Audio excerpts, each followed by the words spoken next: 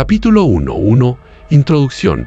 Mi nombre ya no importa mucho, pero en aquel entonces yo era el funcionario Marcos Vela y llevaba 6 años trabajando en el turno de noche del Centro Penitenciario Provincial de Soto del Bosque. El tiempo suficiente para conocer cada crujido que hacía el edificio cuando se encendía la calefacción, cada tos de los guardias, el patrón de ronquidos de cada recluso, el tiempo suficiente para dejar de tener miedo a los pasillos oscuros. Soto del Bosque no era el peor centro del país, pero tampoco el más nuevo. Construido en 1962, todo bloques de hormigón y tuberías oxidadas. El típico lugar que olía permanentemente a lejía luchando una batalla perdida contra algo peor que yacía debajo. A decir verdad, me gustaba el turno de noche. Menos papeleo, menos jefes respirándome en el cuello. Solo yo, mi radio y 400 hombres dormidos que, en su mayoría, me dejaban en paz. Mi esposa Denise solía burlarse de mí por eso. «Prefieres estar con criminales toda la noche que venir a casa conmigo», decía, solo a medias en broma. Y yo le besaba la frente y le decía que las horas extras pagaban la ortodoncia de nuestra hija. Esa parte era verdad. La otra parte, la parte en la que realmente me gustaba el silencio de esos pasillos a las 3 de la mañana, nunca llegué a explicársela del todo. El módulo de celda D era el ala más antigua, programada para su demolición en cuanto terminara la construcción del nuevo edificio. La mitad de las celdas estaban vacías, ya que la población se había concentrado en los módulos A, B y C. Nadie quería el servicio en el D. Las luces parpadeaban sin importar cuántas veces los de mantenimiento cambiaran las reactancias, y había un olor allí abajo, tenue pero persistente, como el de una hemorragia nasal que se hubiera quedado rancia. Me asignaron el turno nocturno permanente en el D en marzo. Mi sargento, un hombre cansado llamado Ruiz, no se atrevió a mirarme a los ojos cuando me lo dijo. «Es un servicio tranquilo», me aseguró. «Allí atrás no hay nadie más que Delgado, y él no da problemas a nadie». Delgado, había oído el nombre antes, pero nunca había trabajado directamente con él. Condenado por matar a su propio hermano 15 años atrás, una discusión por una herencia que terminó con un martillo de orejas. Decían que desde entonces había sido un preso modelo. No se metía con nadie. Según el capellán, se había leído la Biblia de cabo a rabo 11 veces. La primera noche que caminé por el módulo D, mis pasos resonaron de forma extraña. No solo fuertes, sino incorrectos, como si el sonido me fuera devuelto con medio segundo de retraso, como si las paredes lo pensaran antes de dejar que el ruido regresara. Me dije a mí mismo que solo era el asentamiento de un edificio viejo. La celda de Delgado estaba cerca del final, la celda 14. Cuando pasé con mi linterna esa primera noche, estaba sentado erguido en su litera, sin dormir, simplemente mirando fijamente a la pared de enfrente con las manos entrelazadas en el regazo, como un hombre que reza sin mover los labios. «Buenas noches, Delgado», dije, «porque se supone que debes saludarlos para mantener las cosas humanas». No respondió, ni siquiera parpadeó. Seguí adelante, pero algo que no supe identificar me recorrió la nuca, y no volví a mirar hacia su celda en todo el turno. Capítulo 2. 2 sucesos extraños. La primera semana transcurrió sin mayores incidentes, si no se tienen en cuenta los pequeños detalles. Yo empecé a contarlos de todos modos, discretamente, de la misma forma en que cuentas cualquier cosa que sigue ocurriendo a pesar de que no debería. La temperatura en el pasillo del módulo D era gélida, no solo fría, sino específicamente gélida, como si alguien hubiera abierto la puerta de un congelador industrial en algún lugar cercano. Los de mantenimiento revisaron los conductos 2 veces y no encontraron nada anormal. «Edificio viejo», dijo el técnico, encogiéndose de hombros, las mismas palabras que todo el mundo usaba para todo lo que no podían explicar. Luego estaba la estática de la radio. Cada noche, alrededor de las 2:40 de la mañana, mi walkie-talkie crujía con interferencias durante apenas 10 segundos. Un sonido que parecía el de alguien respirando a través de los dientes apretados mezclado con ruido blanco. Se lo mencioné a otro guardia, un hombre grande y callado llamado Prieto, que cubría el módulo C. Podría ser algo atmosférico, dijo, sin levantar la vista de su crucigrama. El cableado viejo hace cosas raras. Pero los ojos de Prieto se desviaron hacia la puerta del módulo D mientras lo decía y no hizo más preguntas, lo cual me dijo más que si las hubiera hecho. En la 9ª noche encontré marcas de tiza en el suelo, justo fuera de la celda 14, marcas pequeñas, casi como líneas de recuento, 7 de ellas agrupadas cerca de la rejilla del desagüe. Le pregunté a Delgado al respecto durante el recuento de presos. ¿Has hecho tú estas marcas? Me miró fijamente durante un largo instante. Tenía los ojos de un color marrón claro, casi amarillos bajo la mala iluminación, y había algo paciente en ellos que me inquietó más de lo que lo habría hecho el enfado. Él sigue contando, dijo Delgado. ¿Quién sigue contando? Delgado volvió a mirar a la pared y no volvió a responder. Lo registré como conducta del interno. Nada más, presenté el informe de incidencias y continué con mis rondas. Pero no dormí bien esa mañana al llegar a casa.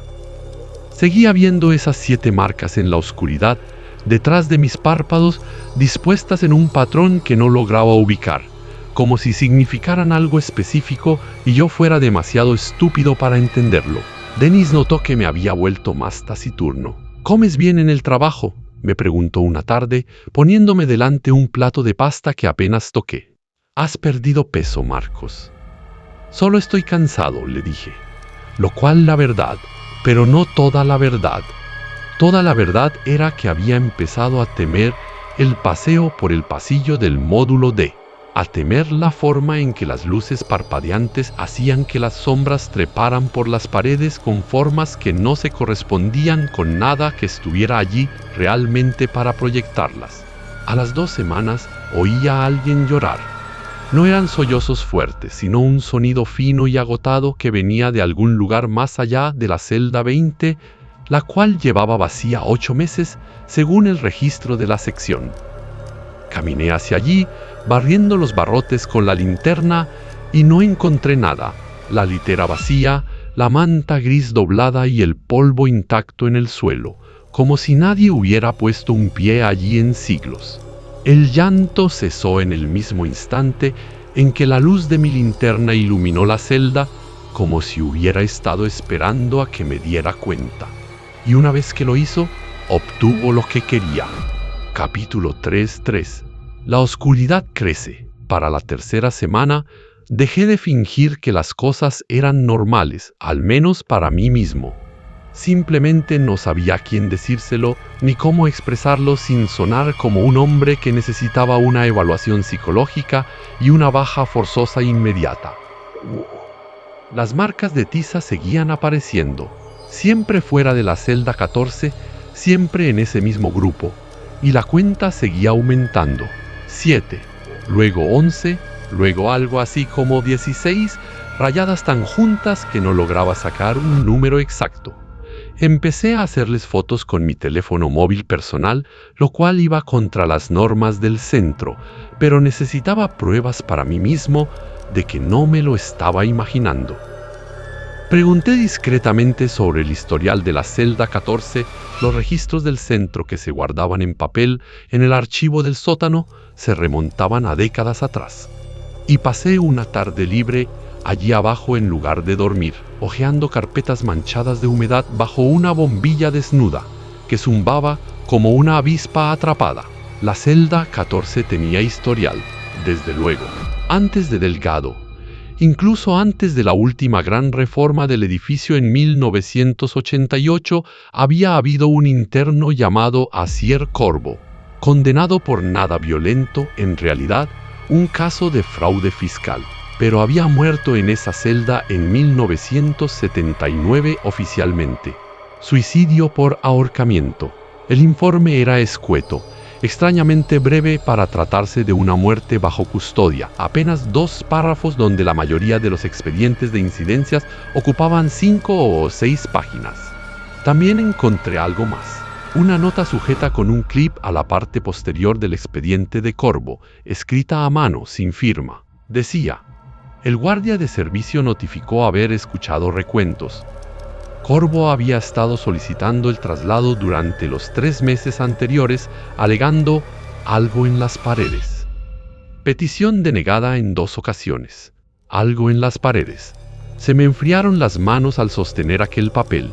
Esa noche, de vuelta en el turno, noté que el parpadeo en el módulo D había empeorado. Ya no era solo un parpadeo.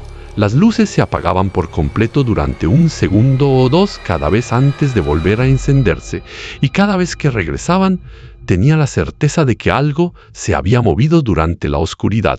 Nada que pudiera demostrar. Solo un instinto, primitivo e insistente, del tipo que solía mantener vivos a nuestros antepasados alrededor de las hogueras en mitad de la noche.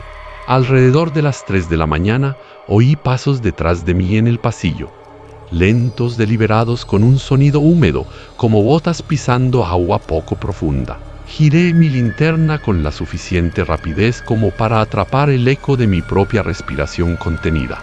No había nada, solo el pasillo vacío y aquel olor más fuerte ahora, cobrizo, inconfundiblemente a sangre, aunque allí no había nada que pudiera sangrar. Fui a la celda 14, Delgado estaba despierto otra vez, en la misma posición, con las manos entrelazadas. ¿Has oído eso?, pregunté, y mi voz salió más quebrada de lo que hubiera deseado. Ahora camina más rápido, dijo Delgado. Significa que está a punto de terminar. ¿Terminar con qué? Delgado finalmente me miró de forma directa y por primera vez vi algo en su expresión que se parecía casi a la lástima. Debería pedir el traslado. Funcionario Vela. Antes de que termine de contar. Capítulo 4 Terror. No pedí el traslado. Me dije a mí mismo que yo no era el tipo de hombre que huía de las cosas que no podía explicar con una linterna y una voz firme, y además solicitar un cambio de aires sin un motivo real por el que no se rieran de mí en el despacho de Ruiz me parecía imposible. Así que me quedé, y la 4ª semana es la que todavía no puedo recordar sin que me empiecen a temblar las manos. Empezó con el espejo del aseo del personal que había cerca de la entrada del módulo D. Entré a echarme agua en la cara alrededor de la 1 de la madrugada, agotado de esa manera profunda, calada hasta los huesos, que produce llevar semanas durmiendo mal. Cuando levanté la vista, mi reflejo iba con medio segundo de retraso. Levanté la mano. El reflejo levantó la suya un instante después, como si tuviera que alcanzarme, como si no hubiera esperado que me moviera. Me largué de allí sin secarme la cara. 2 noches más tarde, haciendo la ronda, oí el recuento yo mismo por primera vez. Esta vez no eran llantos. Era una voz baja y rítmica que salía de las propias paredes, contando números en un monótono tono plano y exhausto. 31, 32, 33. Me quedé congelado en el pasillo con el haz de la linterna temblando contra el bloque de hormigón, y el recuento no se detuvo cuando me acerqué. Siguió adelante, paciente, interminable, como un hombre que cuenta los segundos hasta que se le permite que ocurra algo terrible. Corrí, no me avergüenza decirlo ahora, corrí a lo largo de todo el módulo D y no paré hasta llegar a la oficina de control, donde Prieto me encontró 20 minutos después, todavía respirando con dificultad, sentado en el suelo con la espalda apoyada en las taquillas. «¿Lo has oído?», dijo. No era una pregunta. «Tú lo sabías», respondí. «Lo sabías todo este tiempo». Prieto se sentó frente a mí, pesado y lento, de la manera en que se sientan los hombres cansados. Todo el que trabaja en el módulo D termina oyendo algo tarde o temprano. La mayoría pide el traslado antes de 1 mes. Los que no terminó la frase. ¿Qué les pasa a los que no? Miró al suelo. Delgado lleva 11 años en ese módulo, es el que más ha durado. No sé qué es lo que sabe que lo mantiene entero, pero deberías preguntárselo antes de que sea demasiado tarde para que importe. Esa noche regresé a la celda 14 impulsado a partes iguales por la vergüenza y el miedo. ¿Qué es?, le exigí. ¿Qué es lo que está contando? Delgado me estudió detenidamente un buen rato antes de responder. Asier Corvo no se ahorcó, funcionario Vela. Lo mataron. 3 guardias que estaban de turno esa noche, allá por el 79, se enteraron de que Corvo tenía guardado el dinero de un recluso al que le debía y quisieron dar ejemplo. Luego, redactaron el papeleo para que pareciera un suicidio y a todos los que firmaron el informe los ascendieron antes de que acabara el año. ¿Cómo demonios sabes eso? Porque él me lo ha contado, dijo Delgado con naturalidad. Desde entonces ha estado contando a cada guardia que ha trabajado en este módulo, esperando a encontrar a los que están relacionados con los hombres que lo mataron, a sus hijos, a sus nietos, sus nombres en el sistema de nóminas conectados por una sangre que él puede rastrear de algún modo, incluso desde el interior de estas paredes. Se me cayó el alma a los pies. Mi abuelo había trabajado en este mismo centro penitenciario hacía décadas. Nunca se lo había mencionado a nadie aquí. Nunca se lo había mencionado a nadie en absoluto. No está contando números al azar, dijo Delgado en voz baja. Está haciendo una cuenta atrás. Y, funcionario Vela, creo que ya casi ha terminado.